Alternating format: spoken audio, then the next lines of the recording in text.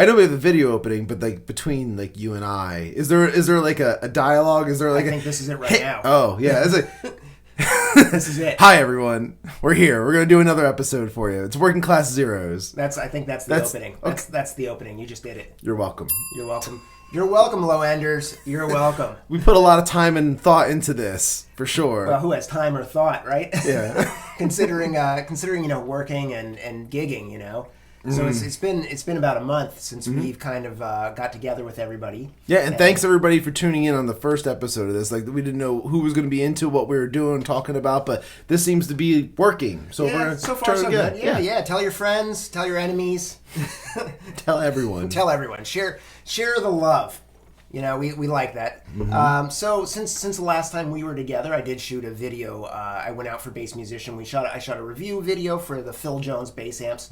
That's up with Bass Musician. I figure we should give a plug out to Bass Musician since they are hosting us. Absolutely. And they are gracious hosts. They are gracious hosts, and we love them. And we want to make sure that you not only like and subscribe to us, but like and subscribe to Bass Musician Magazine, because without them, there is no us for this.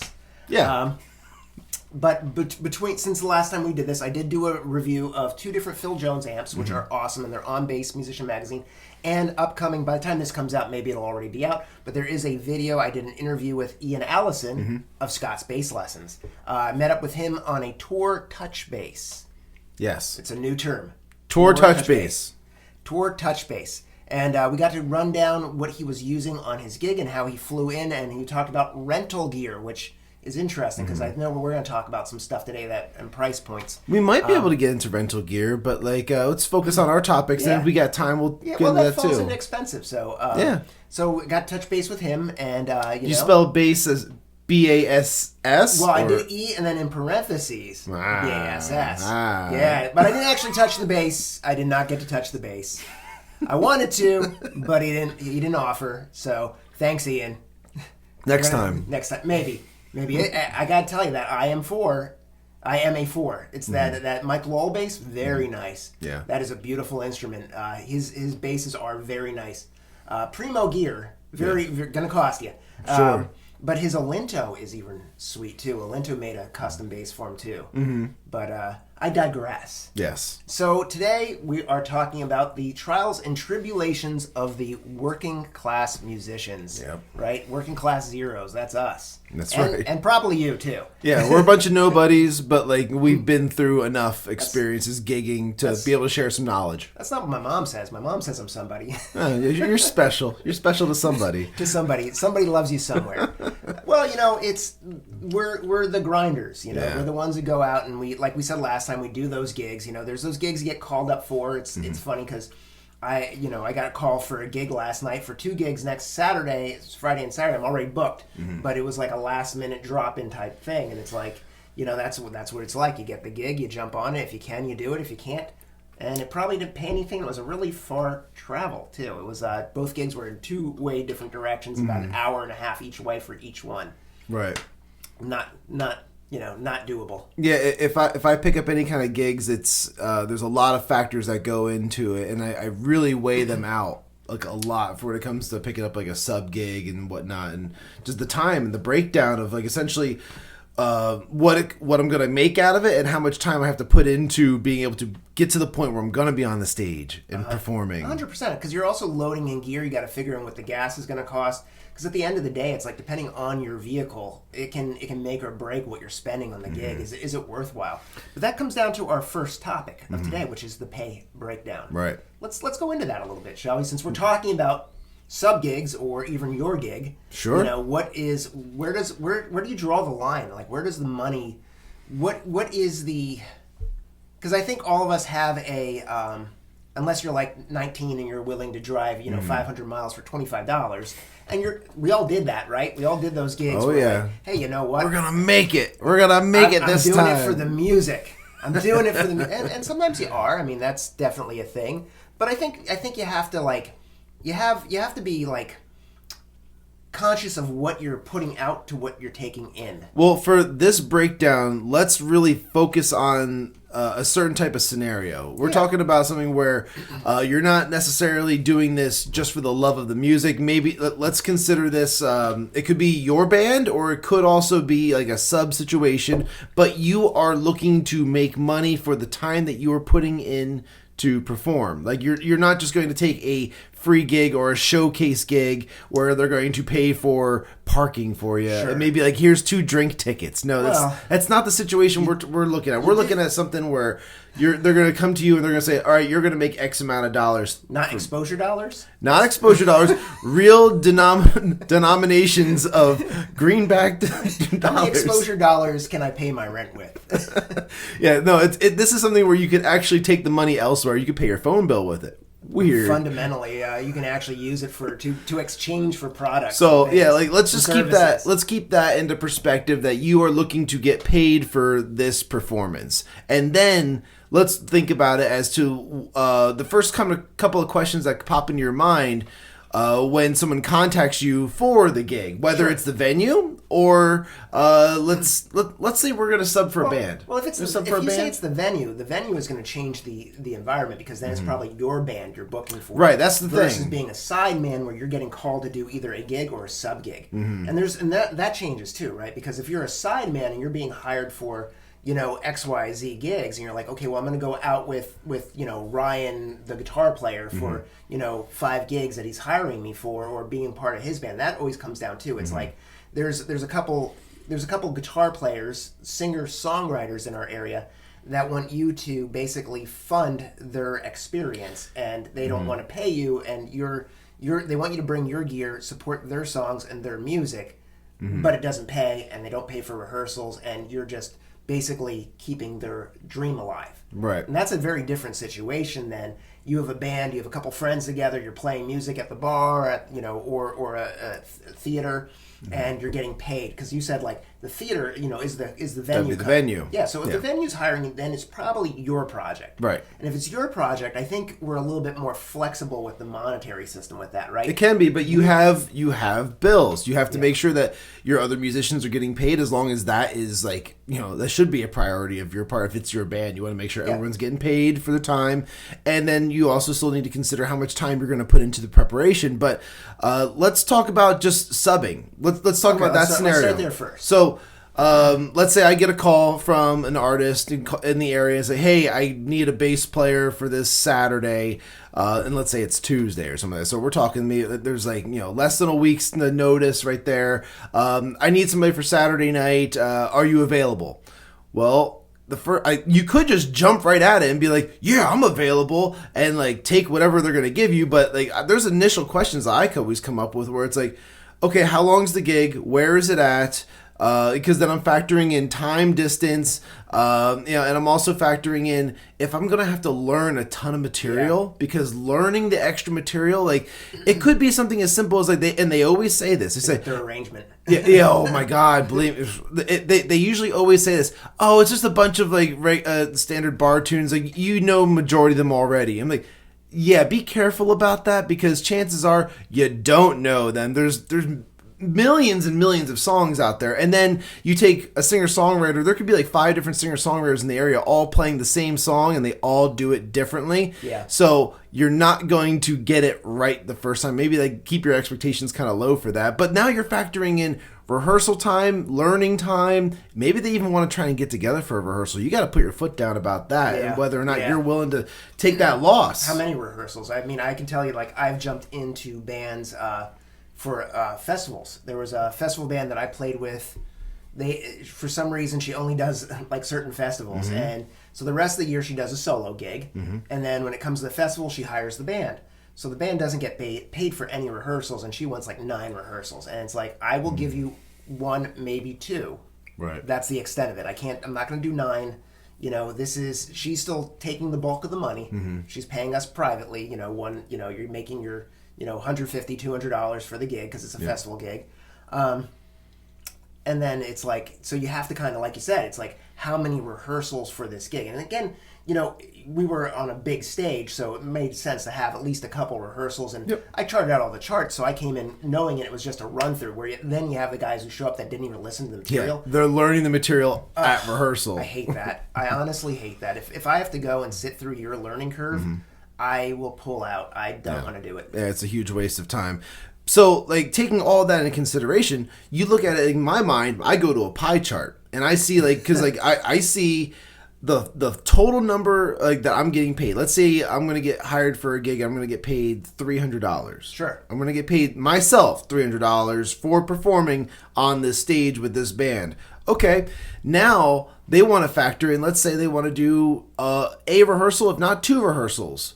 Okay, so now I'm driving 20 minutes to a location. I'm going to go and be there for like 3 hours at a time for like a rehearsal. I'm doing that twice. So now we're factoring in maybe about like about 7.5 hours of time right there for travel and rehearsal on top of the 3 hours in which I was going to be performing. So now we're up to 10.5 hours. You didn't include load in, load out. Not yet. We didn't get there. We didn't even get to that part yet. I mean, that's where the pay breakdown comes in too. I mean, because when you're talking about the rehearsal. Yep.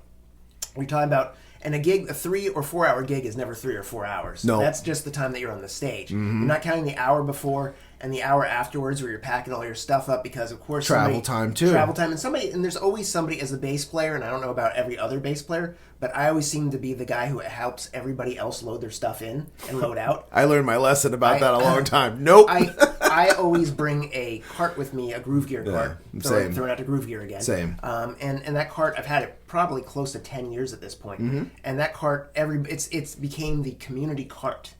Because I bring it, nobody else brings their stuff, and it's like, hey, can I use that? We'll throw some stuff on there.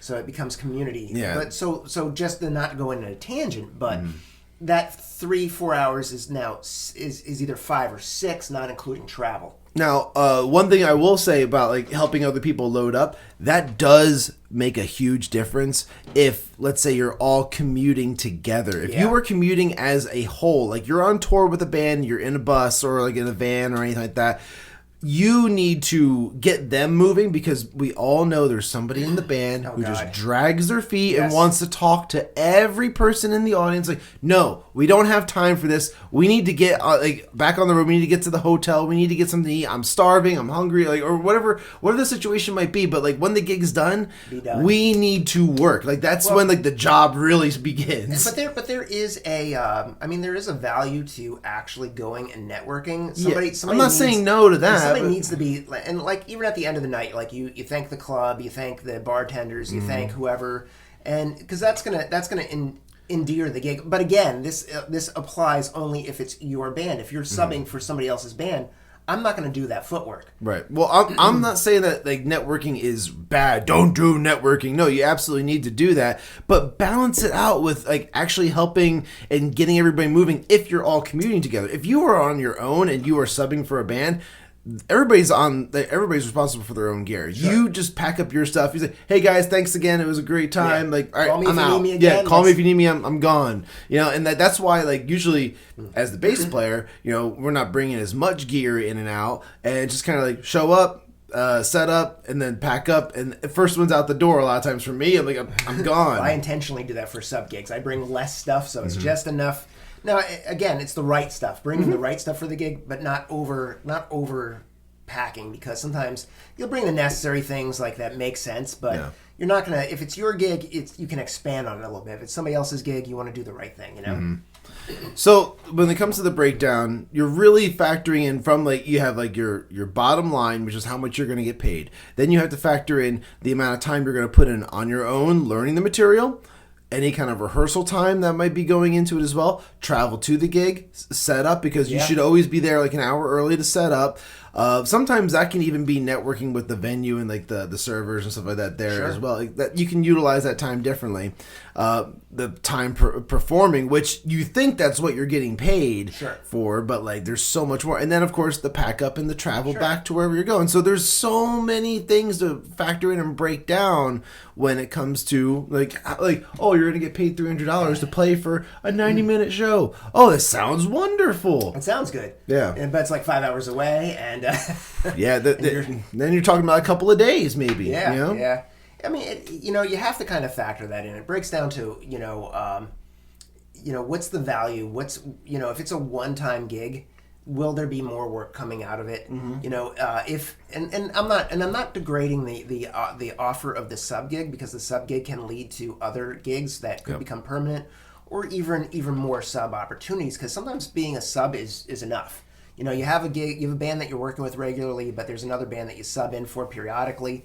And it's if the money's good, if the people are cool, it breaks. It's even the same as it's still a gig triangle. I can tell you 100% that majority of my work is sub work, and I've weighed out the options, and like I've picked up things, and then like that led to getting more opportunities and whatnot, because you perform with certain musicians and then they give you other opportunities with other bands. Yeah. Because if they think that, hey, this guy showed up, he barely had any time to learn this material and he did a great job, I'm going to throw in this other gig that I have coming up. And so then like it turns into like that's you networking by putting in the work to do that type of stuff. And sometimes that work you did carries over into other situations. Like, oh, I learned this like really complex tune for this gig, and now I can play that with this other band that like just randomly threw it on like the set list. Sure. So and also knowing that if you have that set list together, like I mean, I've subbed for you for a gig. You're gonna be subbing for me for some gigs. Yep. And it's like if you know somebody's set list already, it's like it doesn't require much work, that you can easily fall into that job and be like, okay, I cover it for you. You no plan for staying. It's like I'm just gonna come in and help you out, and I'm gonna be out. That's it. Yeah, that's all it is. But yeah, again, subbing when you're first getting started, like really gigging hard, like a lot of gigging, you should probably take as many like sub gigs to kind of just get your feet wet and like learn as much stuff as you can, if you have the availability and the time to be able to do so. I think that it's a good thing. Yeah. And then eventually you can start saying no to gigs. Sure. But I think too, let's bring this back to the pay scale thing, because you're right. So the pay scale, and that's going to change depending on what city and what place you're in. If you're living in San Diego, like my buddy Kevin Freeby, his I'm sure San Diego pays better than Easton, Pennsylvania. Yeah, it just will, because it's a different environment. It's depending on the city, even Manhattan. However, not every gig pays well in Manhattan. Let's be honest. Yeah, played enough of those that they don't pay very well, or at all. Or at all. Yep. You pay to play. Yeah. It's like Los Angeles. Oh God! And that is not a good, model. Just so everyone knows, like the when people are getting entertainment for free, it's wrong. Well, you don't value it then. Yeah. If it's anything that you get for free, I mean, and people will argue. I'm sure people will argue. Oh, I treat the things I get for free. When you treat something for free, the value falls in it. Something that you pay for that has value to it, you tend to appreciate a little bit more. It's like, it's a difference between somebody giving you a bass and then you saving up as a kid. Like when you saved as a kid for an instrument, you're like, oh, I kept saving. You finally got that bass, and sure, it might have been a Squier, but it was your Squier, and you worked hard, and you had that sweat equity into it, and it was just valuable. The same thing applies to music, and I think when you get people, and there's a difference between when people walk even into a bar that doesn't charge a cover charge versus a bar that has a band that charges a cover charge. I think people expect more from the band, but they also value and they stay a little longer too. If they don't really if you're just background music, that you get what you get, and then I think the band see that too. They're like, you get what you get. Yep. But I think when you have a band, when bar charges, that also kind of pads the pay too, and it also increases the value. Having a tip jar out, most of us do that these days. We throw out a tip jar, right? And some people tip very generously. There's some really great, generous people out there, and there's some people that look at it and they just walk by, and that's fine. Sometimes you don't have cash. I mean, these days it just goes along with it. Yeah, if you want to try and update your system, you put the cash hat out or whatever. But I have a Venmo like set up because a lot of people are doing the digital type Yeah. payments and whatnot. So it's an idea. But then again, then we talk about like who's getting the money Yeah. because it's going to one account and whatnot, which is another topic we're going to get into. Yep. So that comes down to breaking. So that leads directly out of this. So who gets the money and how does that break down? Because that's really where the pay breakdown that we were talking about initially was like, what is the gig worthwhile? Is it worthwhile? And then that's even like your own band. And I think most of us are a little bit more flexible with our own bands. We're like, we're willing to take a little bit less if everybody's involved. If you hire a gun, like your drummer's subbing in for us for a couple of gigs, and so he's not willing to take less money because he says sub, right? The subs get paid. You have to offer the subs money, and it's like they get the money that they get offered. If the venue shorts you, it's normally the band members or the leader of the band takes the hit on that, and that's just the way it works. I mean, I've done that too, where I've played gigs and I paid the band and didn't take a check myself. Right. You know, you pay them out. Now that becomes problematic though when clubs and places are paying you with a check, and you're depositing it, and you're not an LLC, or the band isn't an LLC, and you're not taxing everybody, because at the end, let's be honest, the $600 tax limit is rough. Yeah, let's consider this like the financial episode of Working Class Zeros. Yeah, so somebody takes. So there's a lot of workarounds that a lot of us do, like, and this is more like your band. So like we have a standing gig that we play.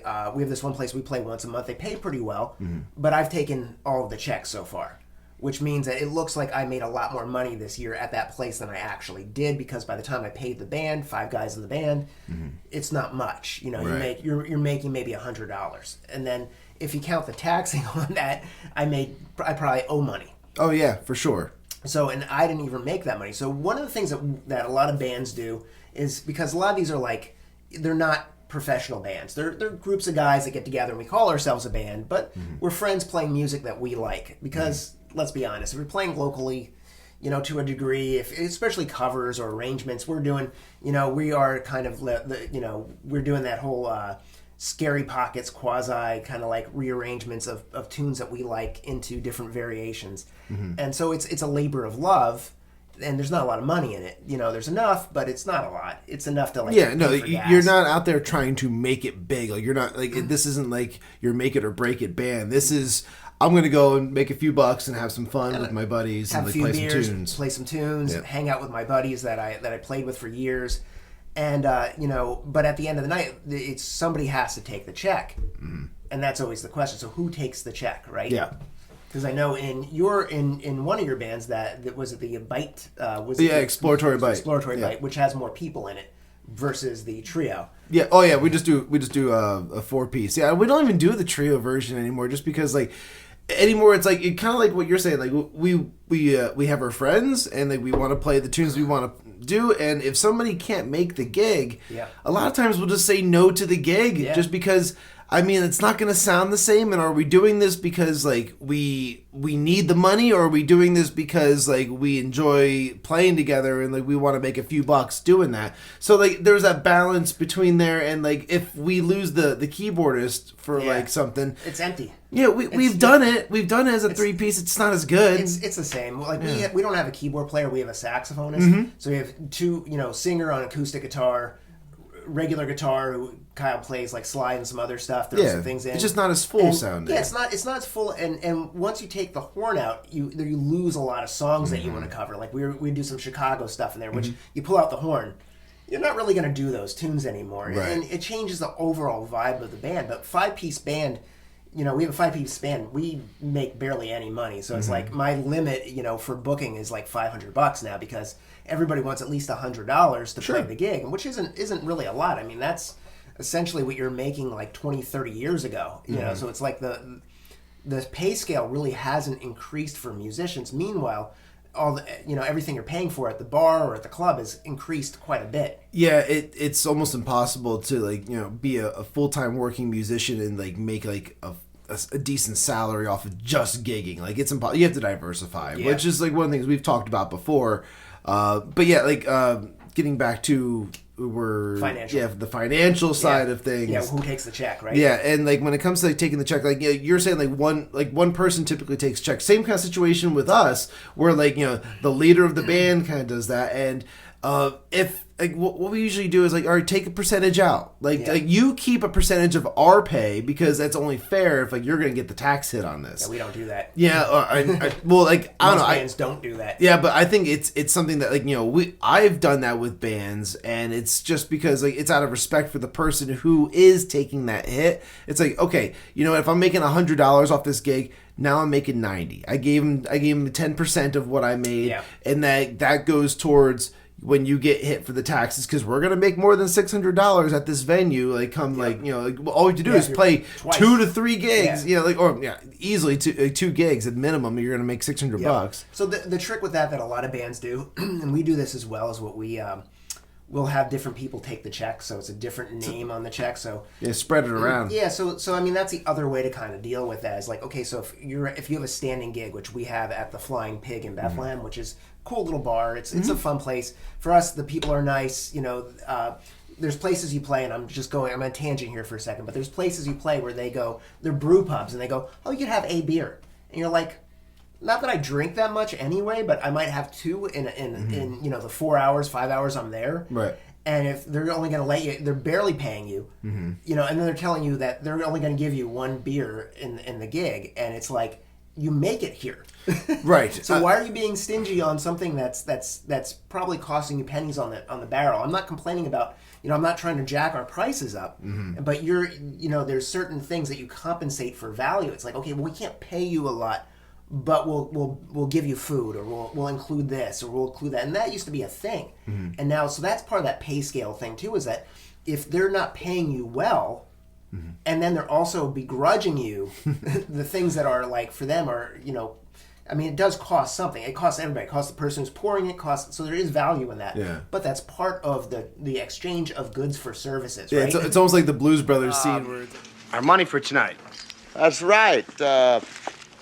$200, and you boys drank $300 worth of beer. Well, like when we first came in, the bar lady never charged us for the first round, so like we figured, beer was like complimentary for the band, Oh, no. It's like, okay, you guys owe us like $150, but wait, what? Like, oh yeah, because of this, and this, and they just rack up the bill on you. There is a beer garden in the area that. Hold on, I'll go out and write the check on the dashboard while the car is. Yeah. Let's warm it up. Like everybody get in. But like there is a beer garden in the area that like I know like tends to take advantage of like long gigs. Oh, yeah. And when they do that, they also don't offer like any kind of like nourishment either. It's like a couple of bottles of water. They think that that's kind of like them like, hey, like we did something for you. And to me, it's like, all right, it's hot out because usually this is like a summertime type scenario, and it's like it's hot out. You're in like an oven of like a stage, and then like they don't offer any like cool beverages besides like just like a couple of bottles of water. I have to usually go up there and can we please have some more water? Yes.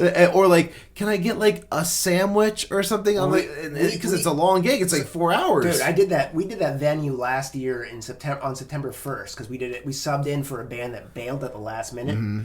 Probably made sense that they bailed. Yeah. But we ended up doing 5 hours. 5 hours at that gig, and that was like. And I know our drummer who came right from he was in school at the time because he's finishing up college, going back for education, but. He showed up, played the gig, and he was like, "I need to eat something." He's like, and they were like, "Yeah, you asked." He's like, "Can I get it?" He's like, "Can I get a pizza?" You guys asked us to play another hour, and they offered us, I think it was like another like $100 for an hour, which with 5 guys is $20. So that's worse than my day gig. My day gig pays $35 an hour. Yeah, I was like, really. That's how they want to handle this, and like to me, it's like it's just inconsiderate. It's inconsiderate considering the fact that like they're like as entertainers, like you're still up there trying to perform. You're trying to do the best job you possibly can to keep their audience, like their patrons, happy and staying there, drinking, eating. So if you keep like a family of like like 4 or 5, or a couple of families of 4 or 5 there eating, each one of those bills probably takes care of like what the band costs essentially. Easily. So like it's. I don't know, like I know there's like food margins and other things to consider when it comes to like their own breakdown, the restaurant breakdown, but come on, like you can give up a flatbread for the band. I know. some places are really great like that. Like even like there are some gigs that I love playing. Like I love there's that the wine like some of the wine venues have like they'll have stages. They have it's very family friendly, which is awesome because then it's like so you have to moderate your set. You're not going to play the same set you might play at a bar, but they bend over backwards for you, and it's also wonderful. A beautiful venue. You're outside. It's a great stage. And they support the band. Some places they're just different. It depends on the proprietor.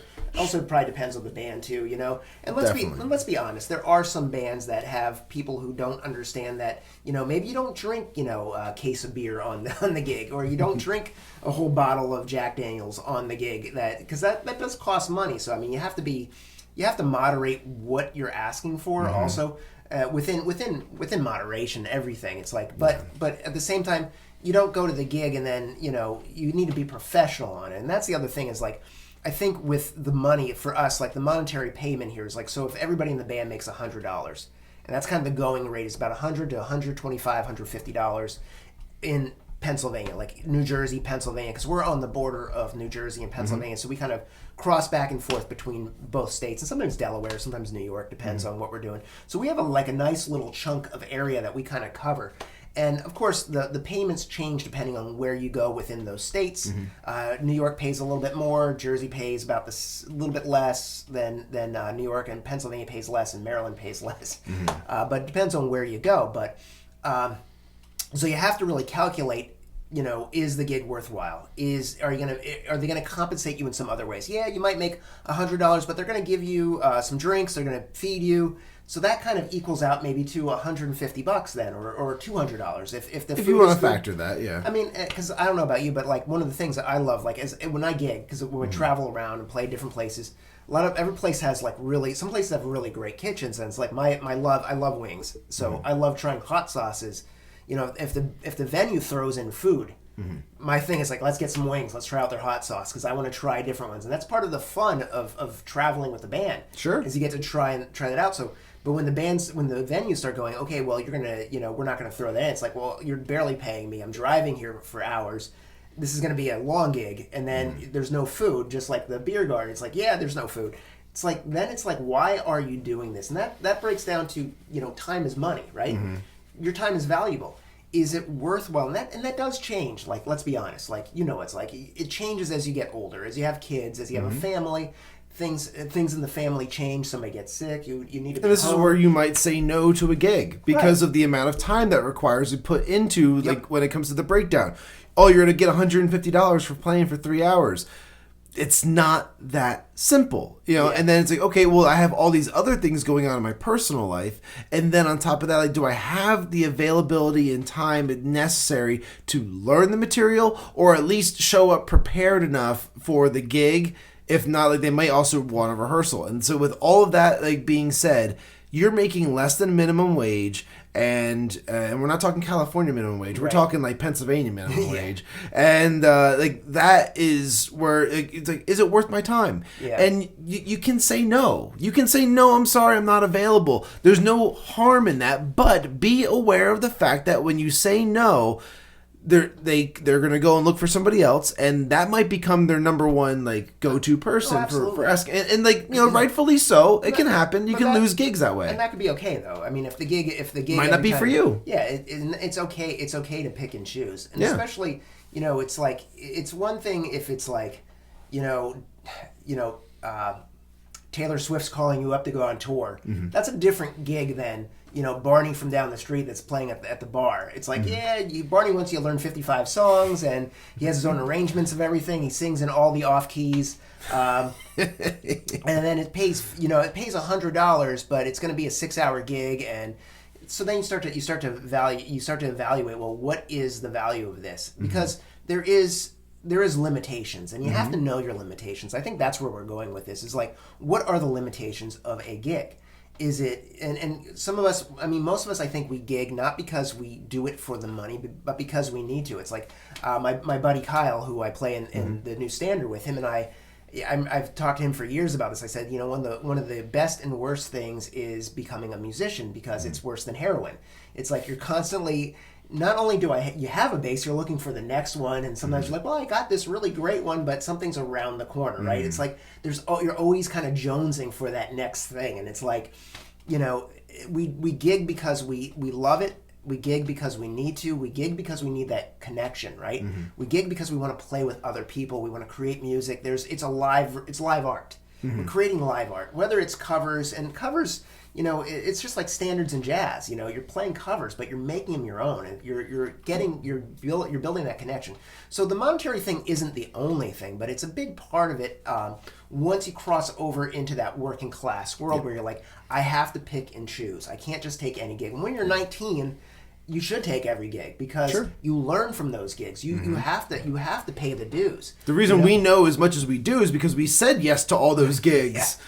Oh, I played with everybody. I played with the worst people you could possibly think of, and I played with some of the best people you could think of. Yeah. You know, I got to play. You know, I played for a number of years with Steve Kimmock. You know, playing with him, you know, was weird and wild, and I learned a lot. And then, you know, playing with Chuck Hammer, I learned a lot. You know, you meet people in these weird one-off places, and you know, you learn from them. Sometimes you get gigs out of them, sometimes you don't.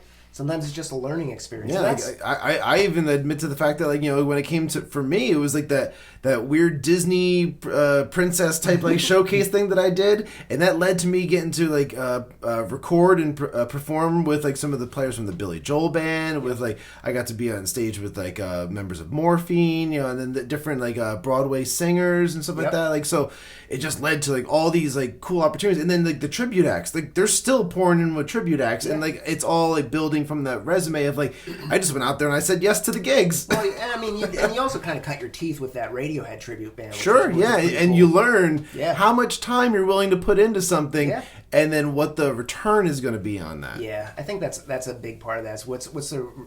They call it ROI, return on investment. And that's always a thing, because I mean, that was a cool band that you had. I liked it. You guys were doing some cool stuff, but it never really bubbled out into anything. It never came to life. Like, what's the Start Making Sense? Sure. Those guys from here, they're from here. They did very well, and it was they caught the wave at the right time. They put the time in, and they were able to attach it to something that was building up. Well, you know, the main difference with what happened with them and what happened with us was like, because we were gigging with them too. We were opening for them for shows, and like, one that was fantastic.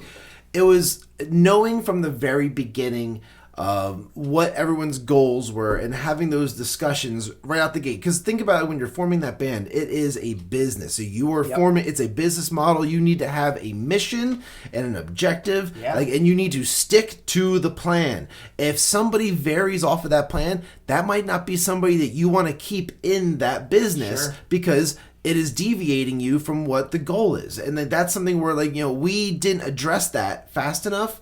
And that's why that band ended up falling apart. And that makes sense. I think that's anything. I think that's any band. I think most of us still have that teenage approach to bands where, like, oh, we're gonna, you know, it's like the South Park Underpants Gnomes. Stage phase 1, collect underpants. Phase 3, profit. It's like phase 1, start a band. Phase 3, stardom. It's like, you're gonna be a rock star. What's phase 2? I don't know. Where do we go? But that's a common thing. I think that actually breaks down. Most musicians are the underpants gnomes. We are. We think we figured it out. Yeah, that's it. Done. We're done. It's over. So I bought this bass. Why am I not a star yet? Get the bass. Stardom. That's Phase it. 3, stardom. Yeah. Rock star. Well, but I mean, it's truth though. It's truth, because what happens is you start the band. And then it's like, okay, so we're going to be huge. But how do you get to being huge? Well, even what is huge, right? What is? But you're right. You got to think about, well, what is the mission statement? We have a band. What's our goal? Our goal is that we want to play X, Y, and Z. We want to stay local with this. This is just a small working band. We're looking to play, you know, here. We're looking to diversify. We'll do duos here, but that's the plan. If you're Taylor Swift, you know, you have a manager, you have somebody else who's probably bankrolling you, which she was. There was somebody bankrolling her. Yeah. But they were able to treat it like a business. Like, okay, this is a product. This is the product you're putting out. This is how you're going to do it. And I mean, there's no reason that you can't do that even on a smaller level. Say, okay, I have a band.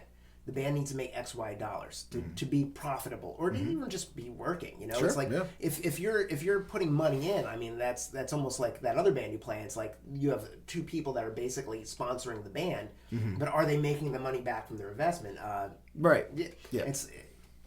And we've all done the original bands, and original bands are normally money sucks.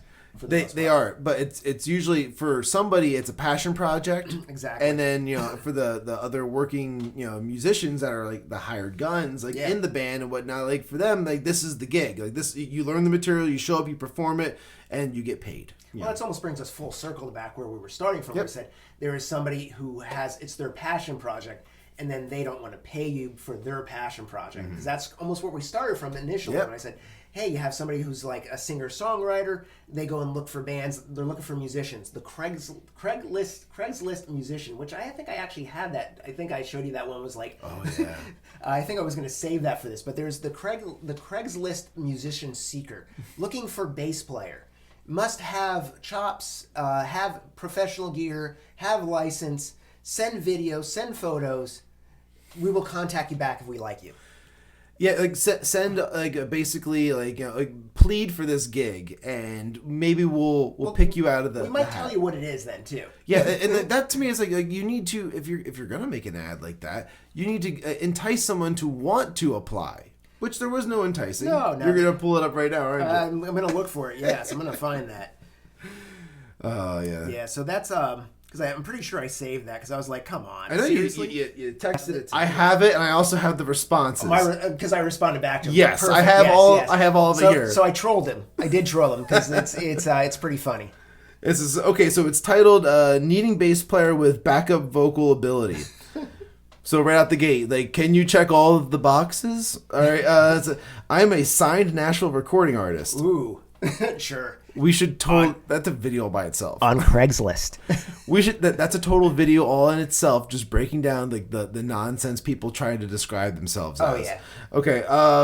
Putting the pieces together for a U.S. tour date starting in the fall. I live in the Lehigh Valley area, and I'm looking for loyal musicians who buy into my style of yes. play and original songs. Original songs. But they have to buy into it. You have to. Well, that's part of it. Is like not only you have to take your personal ownership into what their beliefs are and their Yeah. music. So because they don't want you to bring anything to the table. Please just show up, give me everything you have. I own it. When I say jump, you say how high. That's correct. Okay. Once my recordings are done and ready for release, I was told by the record company to prepare to hit the road. So if you're interested in covers, originals, country/Texas blues style of band, contact me with your bio, pictures, and video of you playing bass. At this time, bass is all we need. For the other pieces are in place. In place. Don't you Yeah. love that? I always love how it's in place. It sounds like he's already- It's ready to go. Get on the bus. Yeah, that's Get it. on Yeah. the bus. Yeah, it's like don't miss out. You're gonna miss this opportunity. So anytime there's like really an A-level gig, you're not going to search Craigslist. They're not. Those are already spoken for. Somebody knows somebody already in that network. I mean, we both know people that tour professionally that if they need somebody, there's somebody already that has been in another band that's toured with them that they're going to call. Yep. So let's go a little further with this. Okay. You have my response? Yep. So the first response. So I did troll him. Yes. Greetings. Can you post a bio video website, pay scale for rehearsals/shows? What is the tour? Bus, van, drive yourself kind of startup? I think you need a little more in your ads or posts on a professional site. Otherwise, you just get tire kickers and the hacks. Good luck, Steve. Yeah, so I wasn't even asking for the gig. I was just No. It was helpful, actually. Well, It's good pointers. Unintentionally helpful. I was kind of like just kind of harassing the guy a little bit because I wanted to like I wanted to be a little bit of a tire kicker myself and just like I'm tired of people posting those things. So I was like, let's go a little deeper with this. Let's see what happens. Yeah, just curious to see like if he would realize or this person would realize like, oh wow, I gave them no information as to like like what kind of music they have to buy into and be into doing. Like there's no info behind this. So like then he responds saying, "No, I asked each bass player to send biopics and video first, trying to avoid hacks and waste of my time myself. Again, since you couldn't follow easy directions, obviously, you would do the same as a bass player." You would do the same as the bass player. As a bass player, yeah. I probably would. Yeah. I'd probably ask for your songs and what your pay scale is. Yeah, that is correct. You are already off the list. Good luck in your future endeavors. Sent from iPhone. Imagine that. So then, of course, it's like, thanks for the material. Keep an eye on Bass Musician Magazine. Yeah. Thanks for the material. Yep. I figured I would definitely share this one because it was they definitely had it was a hack. Anybody who's putting that out there is so self-absorbed, and their level of narcissism, Well, it's narcissism, but it's also self-conscious because they're unwilling to put themselves out there with like an image of themselves and links to their own material because they know that it might not be the best product already. Like it's already in the back of their head, or somebody's told them already, like, you should fix this, you should do that, you should do this. And, like, they don't want to put it out there to be criticized. And, like, that to me is suspect. Criticism is hard. I mean, it's hard to take feedback, and especially with your art. It's like, and the problem is that this guy is the norm. He's not the one-off. He's the norm of people who post this stuff. And I think if, Craigslist is obviously a joke. Like, you're not going to go to Craigslist look for anything. However, I did find somebody was selling a Fender Rhodes, a 71 Fender Rhodes. I was like, that was kind of cool. But if you're looking for musicians, it's almost guaranteed that is the worst place to look. Now, there are a number of other sites that actually do connect musicians, but if you have if you're a pro level musician and you're going on tour, you're not going to post it on Craigslist. Don't fall into that. Don't. Somebody like that they're just gonna lead you along. They're gonna be problematic in the future anyway. Yeah, I've had people on there before, like, send me NDAs before they would tell me anything about the band. I'm like, no, like, this is ridiculous. Yeah, no, thank you. Like, no, thank you. Like, I have no interest if, like, you're not going to give me any information without me signing, like, away, like, my rights for things. Like, no. Yeah, there's no value in that. That's somebody who thinks that their product is better than it actually is, too. Right. And that's just the way it is. It's and you wouldn't be on Craigslist, like you said. Exactly. I find those really amusing. Normally, I just post them and laugh at them, but this time I wanted to, I was gonna fish them a little bit and see what happens, And I got the response. I was, I thought the guy was going to be like, well, we're doing this and this, and I was figuring it was going to be like, instead of just attacking because I asked that, I figured he'd be a little bit more responsive, but instead he went to nasty right away, which is humorous. Yeah, it tells you that he has nothing. You got nothing. So I guess that in the scheme of things, this brings us to the close of this, which is brings us back to the same thing that we ended last time with, which was. It's awesome, but is it necessary? Awesome. So, Sean, you brought something with you this time, right? I did. I don't know. Did you have something you wanted to do? I have a couple things, too, so let's start with you. Okay. So, I brought with me a Bluetooth page turner pedal, which, this is Donner. It's just like some Chinese brand, like, thing off of Amazon. I bought this, I think, for like $30. Like, I don't know, maybe like 8 years ago. Like, this thing is old, but now I just looked it up online before. They're going for like $70 now. I don't know if that's because of inflation or what the deal is, the shipping costs, but I remember when those first came out, the NAMM show. That was like a big thing because it was the same year that the iPad launched, and I was at the NAMM show with Phil Jones, and I was checking some stuff out and walking around, and they were just bringing those out, and everybody, like, it was mostly a hit with like the classical musicians, because the plan was to start using them on in the orchestra, and then you could turn the page without having one person being designated the page flipper, which is normally like the last chair, or the person on the second chair. But in this case, it's kind of nice. Now, this does lead into some of those other issues that we could talk about with the regular, it's like the pick or no pick, Sure, This is the iPad or no iPad.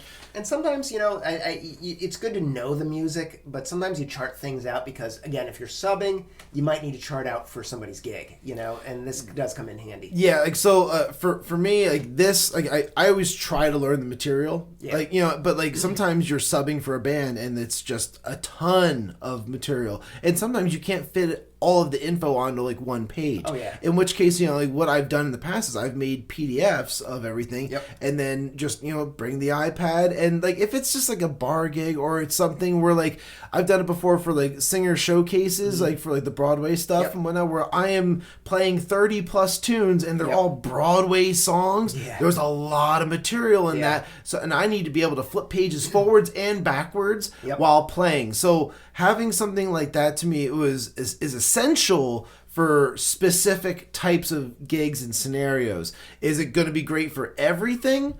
No, but like I think for those scenarios where like you have a lot of content that you need to be able to flip through pages and while you're playing, it's necessary. I've done musicals too, where some of this stuff is available on the iPad. A lot of times, like the musicals, like you jump into. I've done like the college ones. I've even subbed for like the high school ones in the area because sometimes those gigs come up where it's like they have musicals and they need somebody. They'll hire you as a bass player. And those can be actually kind of fun. I've had a few gigs where I've been able to use it on the iPad, and that's actually super handy because then, it's always like when you're playing in the pit and it's very dark and you're trying to read the state, like what's on there, and you're adjusting the lights.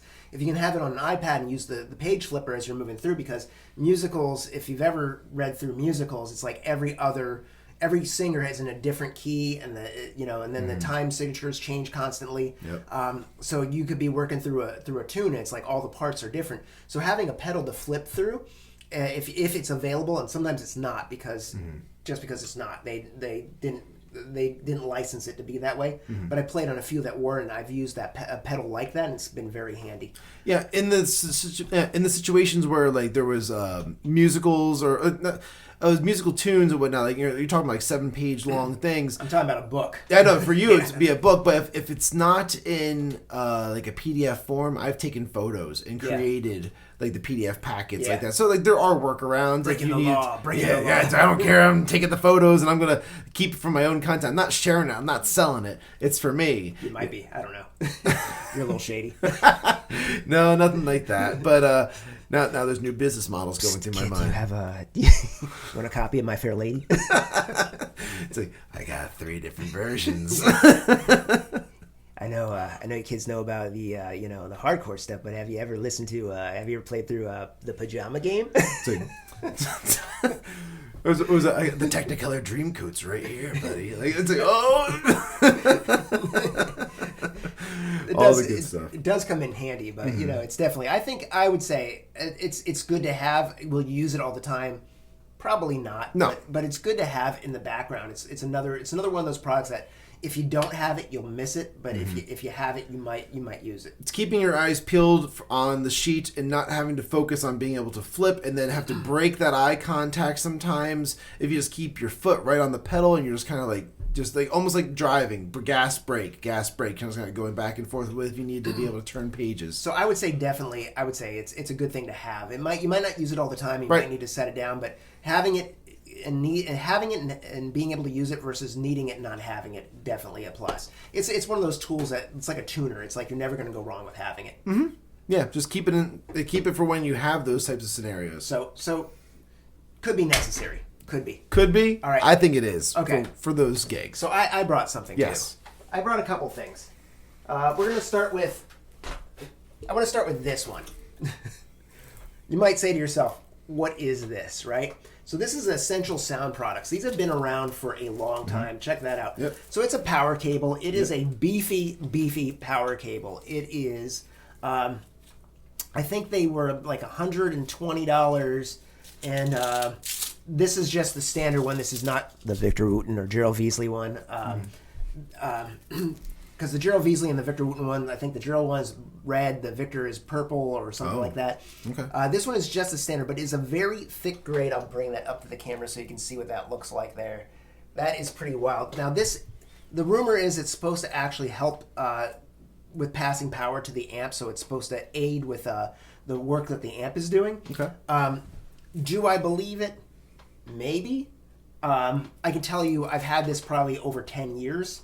So this has actually held up to the test of time. And I think I spent about $100 on it 10 years ago. So would you say, do you hear a difference? Is there an audible difference that you've noticed? Yes and no. If you are plugging directly into the wall, yes. If you're plugging into a say a power box with everybody else in it and there's a drain. So I'm using SVT for most of my gigs, and I try to keep the power as fresh as I can. So I do actually use a power conditioner on the floor that I'm running this into, and I'm only running my pedals in, like the stuff on that line, into it. I think that there is a difference. I can hear a little bit of a difference. It's like the difference of if anybody knows cars, it's like the K&N air filter, right? It's a 5% increase in horsepower. It's not going to make you go from 60 to 200 miles an hour, but it's enough that you can hear the quality of it. But if the venue has bad power, you're going to have bad power. Right. You know, it's like there's a place that all of us have played called the Fun House. Sure. It's not fun, and it's not really a house. Nope. It's collapsing. But they have terrible power, and it's just the Funhouse is a dive bar. It's probably one of the best dive bars on the East Coast. I would say that, and it's also just like the original music, like venue of like the area for 30 something years. I'd say 50 years. 50 it's been around years. for a long time, but they have terrible power. So it doesn't matter what you plug in, you're only as good as the power coming from the wall. So if it's bad power, and most of us know that, even in this room, I'm running multiple power conditioners because the house has a buzz. So I have to do that to clean this up. So power conditioner plus this, yes, I think you get a benefit. Now I don't know what what these are going for now, but a good solid power cable, a thick power cable, I feel is a good investment for your gigging, just to have. And plus, you tend to keep it. It's something that just stays with you. Yeah, it'll last longer for sure. Yeah, if you're utilizing something like this on a regular basis, it's already paid for itself with like a handful of gigs. Oh yeah. And in which case, like if you've found the value in having something like that, then yeah, it is absolutely worth it. It's just like what we were talking about before, buying the Groove Gear cart. It's like, I bought mine probably around the same time as yours and whatnot. It's like 10 something years old, if not like if yours is probably older. Mine's older because I hooked you up with yours. Yeah, it's true. So maybe like a year younger is about, mine. yeah. But still, so nonetheless, but that's still working, still around. It's a great product. Yeah. Investments like these are. Is it necessary? I don't. Maybe this is another maybe scenario for you, but it's definitely got a purpose, and it definitely it's useful. It's useful to have, and if it's obviously going to be better for your than electric. The cheap ones you get, yeah. Yes, we're easily broken. Yeah. This is going to last. Yeah, it does, and this, like I said, this has been around for a very long time. So I brought one more product. Okay. So this one's kind of controversial. So this is one that, as bass players, we've been talking about for a long time, and this is like a coveted piece. I know which one it is. Yeah. So I'm going to bring this up here, and I think that this is one. So I got this not too long ago. I'm going to place it right there. Actually, let me get close. So this is one that everybody talks about. Yep. But